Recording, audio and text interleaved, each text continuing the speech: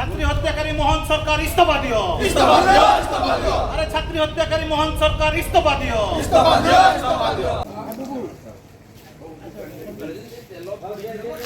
आश्रम स्कूल रे विषाक्त खाद्य खाई जड़े छात्री मृत्यु घटना मयूरभंज जिले में राजनैतिक रूप नहीं।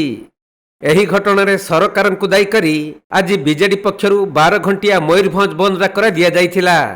कांग्रेस दल मध्य एही बंद को समर्थन जनाई उभय दलर कर्मी पिकेटिंग जगु विभिन्न स्थान रे जानवाहन चलाचल बाधाप्राप्त होइथिला।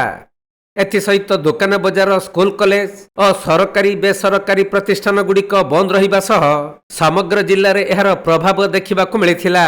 ग्रामांचल समस्ते माने बहुत खुशी मानुंट जेहेतु गोटे माने आदिवासी झील तेणु ताकू सम्मान देखी सबू गाँव सबू शिक्षानुष्ठान एवं बैंक आरआई ऑफिस एवं सबू जेते व्यवसाय अनुष्ठान सबू आपे आपे आम जा कहवा आपे आपे बंद कर समस्त समर्थन कर दाबी रोचे से झीर तार उपयुक्त न्याय पाऊ एवं जमती घटना जमती त्वरान्वित बारंबार त्वरान्वित न हो। सूचना योग्य जे मयूरभंज जिला राजगोविंदपुर ब्लॉक काकबंध आश्रम विद्यालय रे विषाक्त खाद्य खाई 146 रु अधिक छात्री गुरुतर हेबा सहित जड़े पंचम श्रेणी छात्री मृत्यु होइथिला। एही घटना परे विरोधी दल सरकारी अवहेला को दायी करथिले।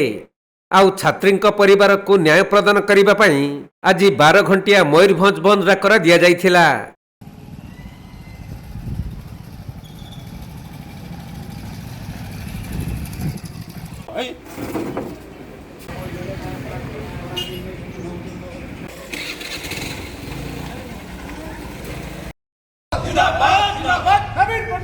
मयूरभंज तपन कुमार दंडपाटों ज्ञानरंजन बेहरा रिपोर्ट कोणार्क लाइव।